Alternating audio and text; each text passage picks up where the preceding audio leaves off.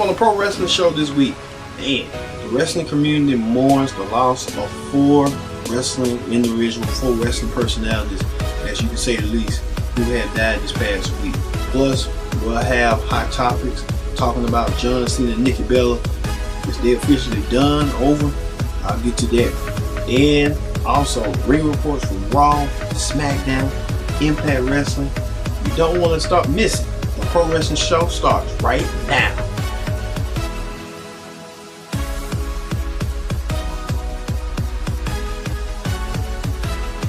Into another edition of the Pro Wrestling Show. I'm your host as always, Kendrick. Glad you can join us here on the Pro Wrestling Show. Use the hashtag PSW. Acronym stands for Pro Wrestling Show. Hey, what a historic, and I mean historic week we're going to talk about in wrestling, but also a sad week as well in wrestling. Let's get started with the Raw Ring Report. On the Raw Ring Report this week, man, Raw kicked off with a bang where Kurt Angle, the man that Universal Champion Brock Lesnar, shows up and gave him an ultimatum to show up until Lesnar's advocate Paul Heyman showed up and stalled Angle and told Angle, hey, you know, the beast is coming, but the beast is going to come on his own terms, which that made Angle angry and said, Paul, you got until the end of the night to bring out Brock Lesnar.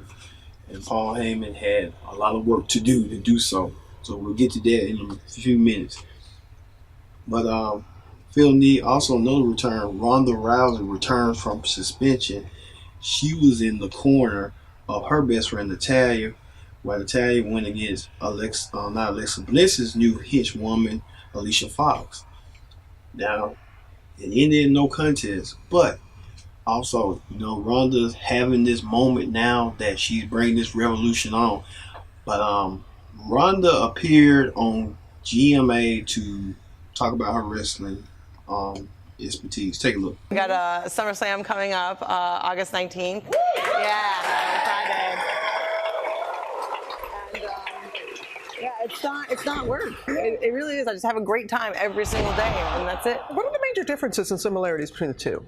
I would say that WWE is much more like movie fight choreography. It's much more like that than fighting.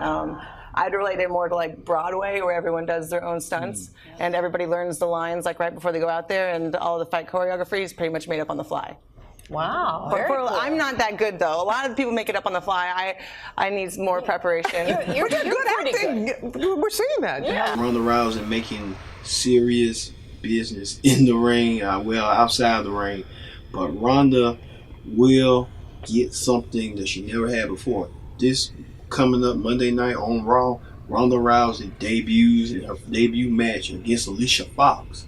How she fared against Alicia Fox, we'll have to see and find out, but I'm kind of looking forward to this match. To be honest, Ronda Rousey's first match on Raw. She had her first match at WrestleMania against Triple H and Stephanie, and teamed up with Kurt Angle. She also had her first women's championship match against Nia Jax, singles match as well. So Ronda Rousey is looking impressive as of late. Plus the Intercontinental situation where Finn Balor went against Drew McIntyre, and that didn't turn out to be until Drew brought Dolph Ziggler out. Finn Balor brought Seth Rollins out, making the tag team match between the two, and the face team winning.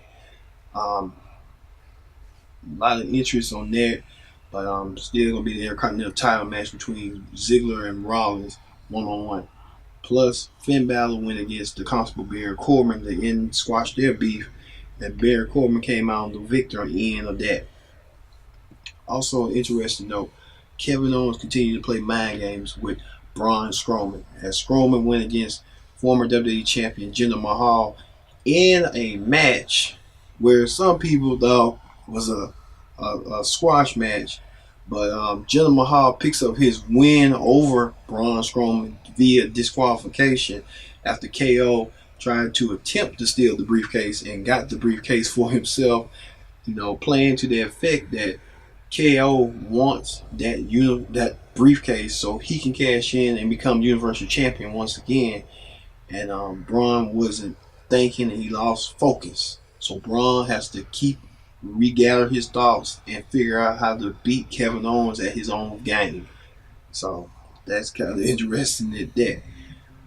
And finally, on the Raw Ring Report, man, Kurt Angle told Paul Heyman to bring up the Beast. If he didn't, he was gonna lose his WWE contract and be fired on Raw. And Heyman was making excuses after excuses, and all of a sudden Brock Lesnar shows up, and Brock Lesnar told Kurt Angle that you have a problem with me, and Kurt Angle didn't see it coming, and Kurt Angle got F5 for his troubles, and Constable Baron Corbin left out, not even intended Kurt Angle, just left out, leaving Kurt Angle like a dead fish. But Kurt just like looking there, down, and then Brock Lesnar, thinking him and Heyman got over on Angle and stuff like that. But it turned out Brock Lesnar turned around and grabbed the face of his longtime advocate, Paul Heyman, and started pouncing Heyman to the ground, making Heyman almost couldn't even breathe and suffocate. And Heyman was down to the count two. And it takes like a walrus to take Heyman down, but Brock Lesnar ain't intimidated at all. And also, as a further note, Roman Reigns had a match. I forgot with who, but he was asked to leave the premises beforehand with Kurt Angle, and two got out of hand later. But it's interesting to know that Brock Lesnar is coming with vengeance at SummerSlam against Roman Reigns at their WrestleMania rematch, and they're gonna redo it again this time. This time, there got to be some special stipulations in this match, or referee is somehow forced. But Brock Lesnar's getting out of hand. And then, did you see Brock Lesnar? His mask, he doesn't look as big as he used to be. He's kind of got leaner. And a lot of people were wondering on social media that Brock Lesnar lost a lot of mass because he don't look like he lost his body weight. So that tells the story. But we'll find out on Raw where Ronda Rousey makes her ring debut on Raw on the show against Alicia Fox. Plus, what's the fallout between Brock Lesnar causing chaos to General Manager Kurt Angle and his advocate Paul Heyman? And what does Roman Reigns lead in all this? We'll find out on Raw this Monday. All right, that is the Raw Ring Report. Let's go over to the SmackDown Ring Report. On the SmackDown Ring Report this week, man, SmackDown. I think SmackDown becoming more and more amazing. It makes sense. It's getting relevant. It's getting open. It's getting honest. It's getting real. SmackDown might be the best show for this week, to be honest. But before we get to that, let's talk about how SmackDown went. SmackDown with the women, Becky Lynch and Carmella. We know they're gonna fight at SummerSlam for the Women's Championship, but there's been an added ingredient to this match. When Carmella was coming out to confront the fans and she was trying to downplay what the fans think of her on social media, and then she turns around and insults them and insults on the intelligence and playing to their ear and attacks Becky Lynch. And Becky Lynch gets beaten up by Carmella after Charlotte Flair returns and helps her friends out. But Paige informed Carmella that she will wrestle Charlotte later on the show, but if Charlotte beats Carmella, she gets added into the SummerSlam main event, SummerSlam Women's Championship match, thus making it a triple threat match for the title. So we'll get to that. But for now, meanwhile, Samoa Joe, the new number one contender for the WWE Championship, went out and spoke out about WWE Champion AJ Styles.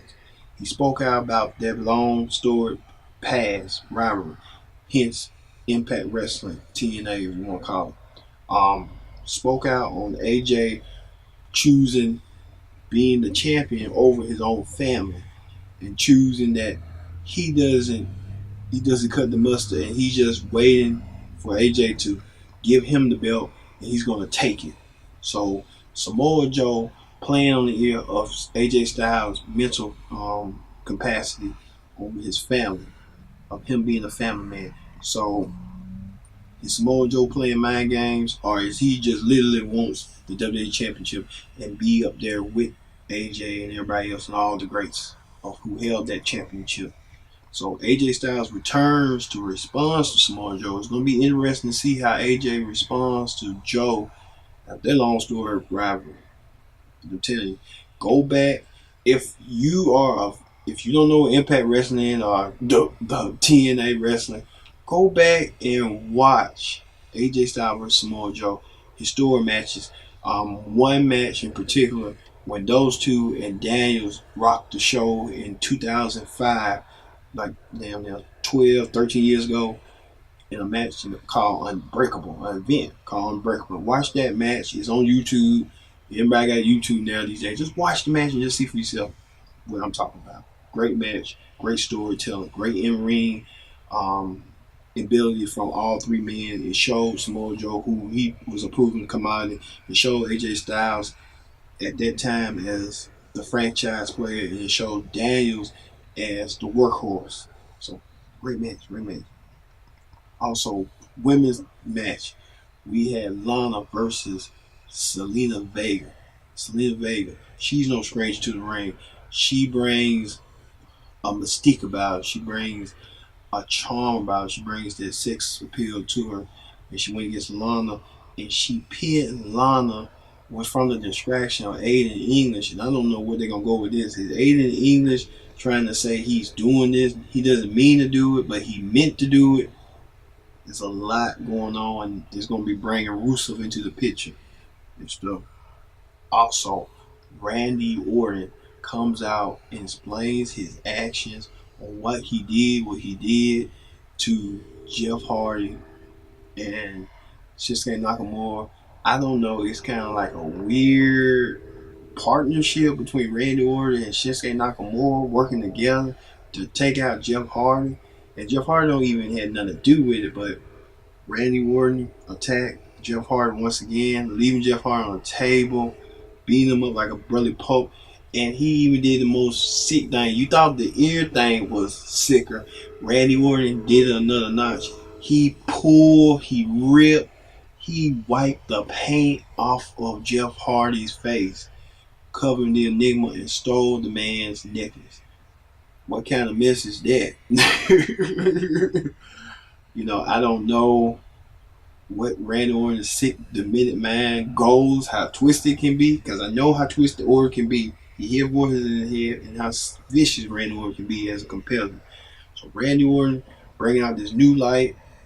Is he working with Shinsuke Nakamura? We don't even know. We'll have to find out and see.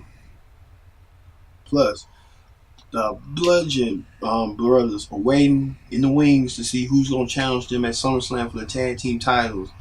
But you got the Bludgeon brothers. You had the New Day advancing, and the New Day was waiting to see who's they were going to face, either the Usos or the Bar.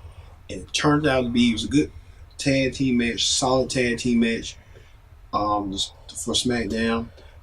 The Bar coming back into fruition again as the best tag team, in my opinion, in WWE. When you don't have two nobodies and you put them together, and they fought each other before for so many times, and then they gel together as one unit.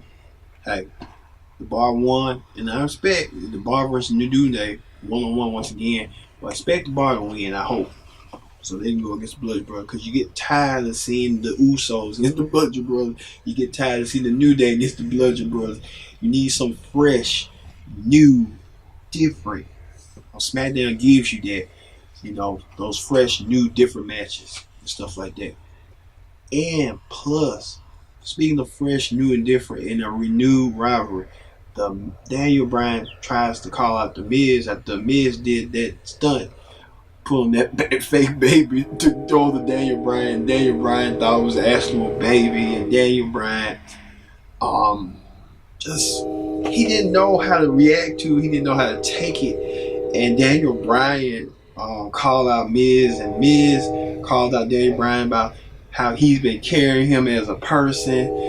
Sometimes in life you have those instincts where you think you're doing all the work, and then some people just, take advantage of it and stuff. But Miz was saying, Daniel Bryan came relevant after the promo they had a couple years ago, where Miz told Daniel Bryan himself being a coward, and Daniel Bryan walked away because Daniel Bryan at that time was the general manager and he couldn't compete, but he wanted to do something, but he couldn't.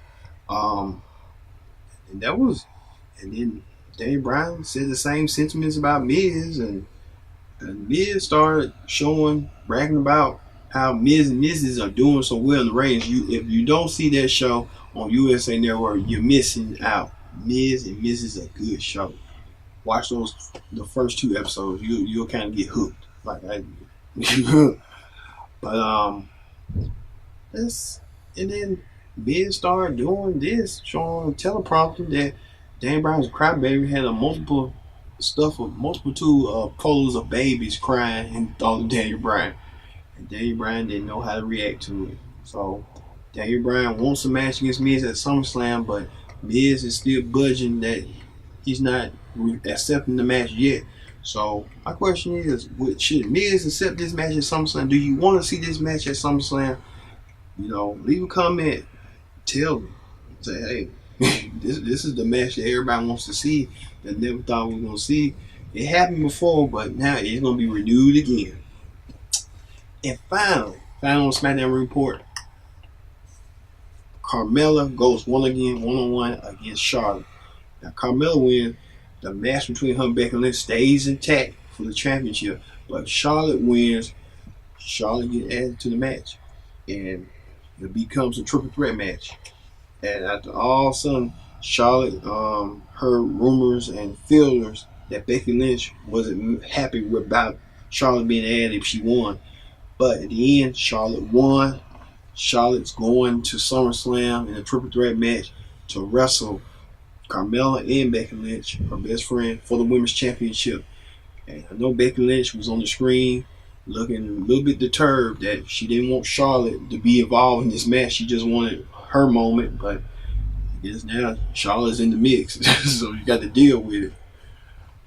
But it's going to lead to a great match, and SummerSlam's coming up in 2 weeks, and I'll tell you what I think, who's going to win this match, and break it down to you.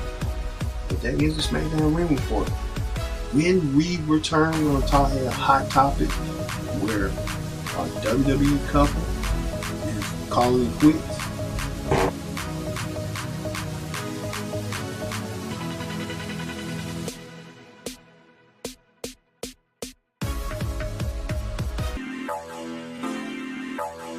Damn, Missy Mari got me.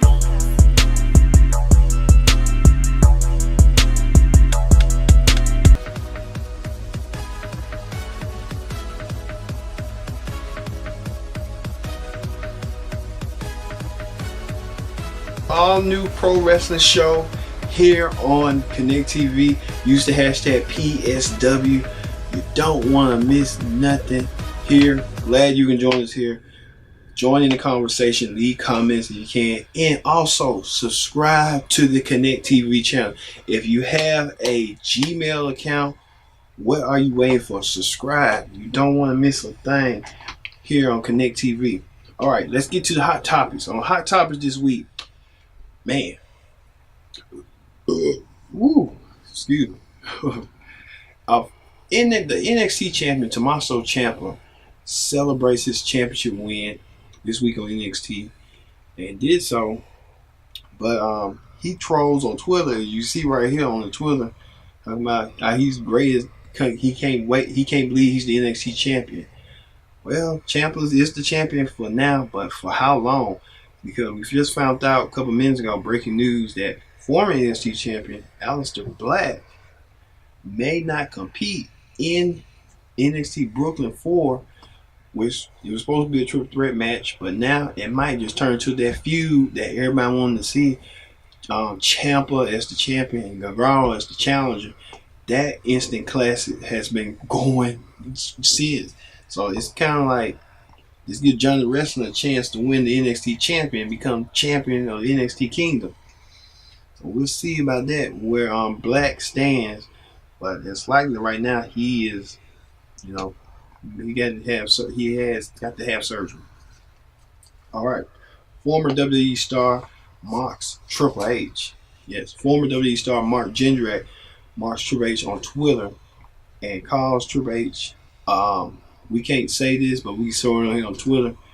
Yeah, talking about Triple H's weight gain is lately. Like Triple H was fat, and Triple H now his physique. But Mark Jindrak, many of you might not know, Mark Jindrak was originally slated to be a part of Evolution with Triple H, Ric Flair, and Randy Orton, but WWE felt that Mark Jindrak didn't have enough about him, so they moved him to SmackDown, where he became Kurt Angle's protege along with Luther Reigns or something like that. And you see the results now that Jindrak still holding a grudge with Triple H. Hey, you better be nice to Triple H. Triple H runs almost going to run the company. Also, Jim Cornette, legendary manager, tweets and complains about Austin Aries being a prima donna. Right here on this tweet, where Aries, the Impact World Champion, you know, getting his demands and how he wants to do business and stuff like that. And Cornette saying Aries shouldn't be like that. But I think these two had an incident in Ring of Honor. Who knows what had happened? Matt Riddle almost reportedly close to signing with WWE after he made a statement that he wants to leave the Indies and go elsewhere. I mean, people are indicating that he's either going with WWE or New Japan. It's likely they're seeing with WWE so he can be at Brooklyn and be seen, sit out there with the crowd when they have a new arrival coming into the play. So we'll find out. See, if you haven't seen Matt Riddle work, he's just like a new modern day version of Rob Van Dam. Rob Van Dam. You know, you got to see for yourself what Matt Riddle is all about for yourself. Speaking of that, World of Wrestling debuts in the UK. We don't have it here, but you know, if you watch online and stuff like that, it's online somewhere in an online presence. World of Wrestling bringing up the up and coming stars of the new scenes like Grado from Impact Wrestling, Joe Henry from Impact Wrestling, stars like Wade Barrett from the WWE, SoCal Val, those stars, and then new stars. It's just like if I was a wrestling promoter, that's my piece of crop. For Triple H having NXT UK, they're gonna be my version of the UK version over there for wrestling. Now I have a division, a brand. I know what I'm tell you this. I'm a good savvy businessman. Believe me. All right, this past week, death comes in fours. Fours indeed. We lost legends such as Nikolai Volkov, WWE Hall of Famer, who passed away at the age of 70. Also, we lost legends such as Brian Christopher Lawler, who went by the name Grandmaster Sexay at the age of 46. Let's take a look at this clip from our affiliate station in Memphis, Tennessee. Take a look. It is a sad day in sports entertainment as the pro wrestling community mourns the loss of former WWE champion Brian Lawler. Good evening, I'm Mary Jo Ola. The Tennessee Bureau of Investigation confirms Lawler died today after he was found hanging in a jail cell Saturday. TBI special agents are investigating the circumstances. Brian is the son of wrestling star Jerry Lawler. Local 24's Annette Pegler spoke to those close to Lawler and joins us now in the newsroom with tonight's top story. Annette. Mary Jo, Lawler was an inmate at the Hardeman County Jail serving time for a DUI arrest that happened earlier this month when corrections officers found him. Medics rushed him to Regional 1 Hospital where he was pronounced dead at 3:30 this afternoon. He was 46 years old. Fans of Brian Lawler, also known as Brian Christopher, flooded social media Sunday, offering condolences to his family after news of the pro wrestler's death. TBI special agents are investigating after Hardeman County corrections officers found him hanging in his cell Saturday night. Lawler was booked into the Hardeman County Jail for a DUI incident that happened July 7th. Friends close to the Lawler family tell us he was rushed to Regional 1 and was in critical condition Sunday morning. They say at one point he was brain dead. We're told Lawler was surrounded by his family, his dad, Jerry Lawler, and his brother, Kevin. His brother posted on Facebook saying lots of different stories and rumors about my brother today, but he has officially passed. I love you and will miss you, my brother. A very sad day. Words can't describe. Many familiar names in pro wrestling offered kind words about Lawler on social media Sunday. Hulk Hogan tweeted, "Rest in peace, Brian Christopher. Thank you for always stealing the show, my brother. Only love, HH." Lawler had a successful run in WWE. The son of wrestling legend Jerry the King Lawler is also known as the other half of popular tag team Too Cool and as Scotty 2 Hottie's longtime wrestling partner. The two won a championship together in May of 2000.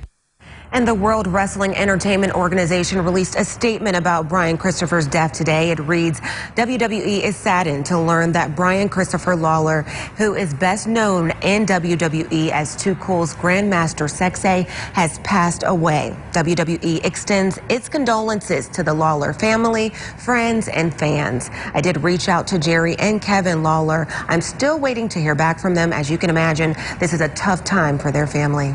Live in the newsroom, Annette Pegler, Local 24 News. Christopher Lawler, his funeral will be held this weekend, but what an amazing talent. He looked just like his dad, Jerry the King Lawler, and our respects to the Lawler family, our condolences to the Lawler family. Also, Brickhouse Brown, another Memphis legend from the USWA in Memphis, from the Texas world class, Louisiana, Bill Watts territory, was a mainstay in those three regions, but mainly a mainstay in the Mid-South in Memphis, Tennessee. He broke barriers to nobody would not know. He died at the age of 57, I believe.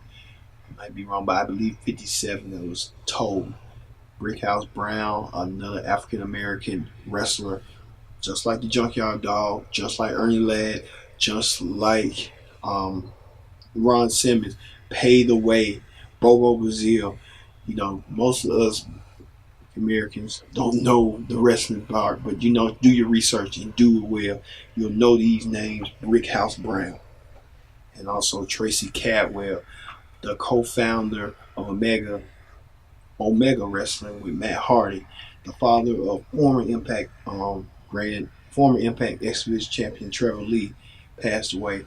And we wish all these families, the Lawler family, the Volkoff family, Brickhouse Brown's family, and Tracy Caldwell family, Trevor Lee family, our deepest condolences here on the Pro Wrestling Show. They will be missed. That means missed. All four individuals paid the way and gave their contributions to the wrestling industry. Also, from a sad note to a good to another sad note, Nikki Bella and John Cena, are they over? Is it quits? Well, I guess we had to see right here this news with assets. Take a look.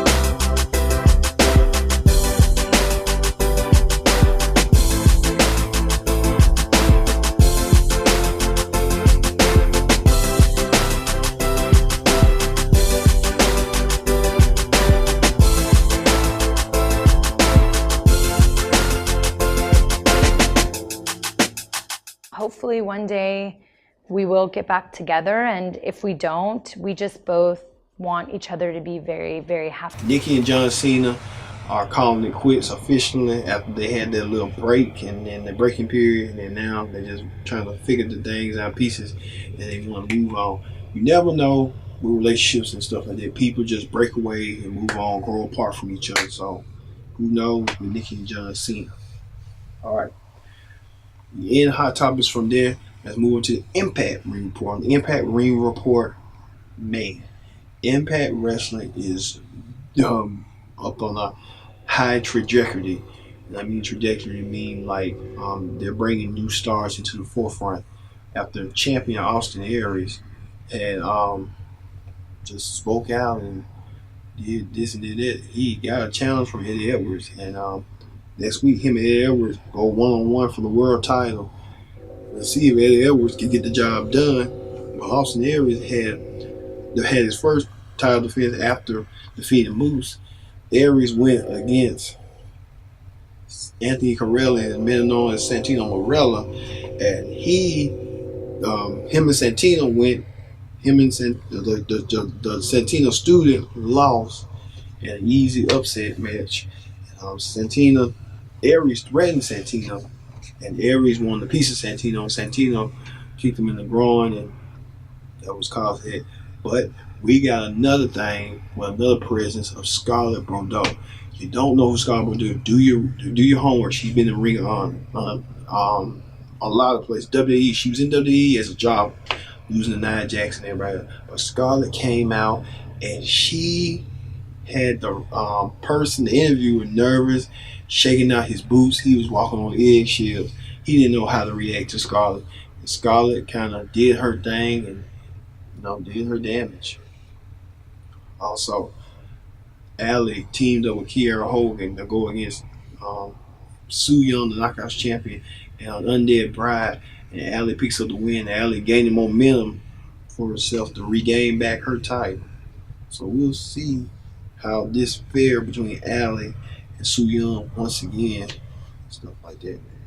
Plus, Eli Drake been challenged by Grado after Grado had came up with this scheme of putting Eli Drake in a 2-on-1 handicap match. It was going to be Grado and Joe Henry against Eli Drake. But Eli Drake pulled a rabbit out of his hat and said, hey, I got somebody. And he got either Trevor Lee or Caleb Conley. I think he had got Caleb Conley.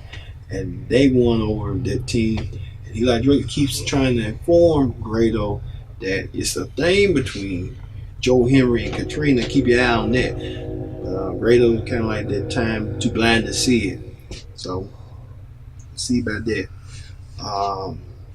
Also, LAX made a presence with the OG gang. The OG gang saying that they are the possession of the belts. And we'll see how they keep the belts on them when they're doing the NWO spray paint. Plus, also, trying to think, the Lucha Brothers, Phoenix and Pentagon, which, by the way, WWE is really interested in those brothers and want to bring them to WWE and lure them to WWE. We'll see if WWE got the money, and which I think they do. They'll lure them brothers and keep them away from Impact and Lucha Underground if they wanted to. But Impact and Lucha Underground need them as main stars.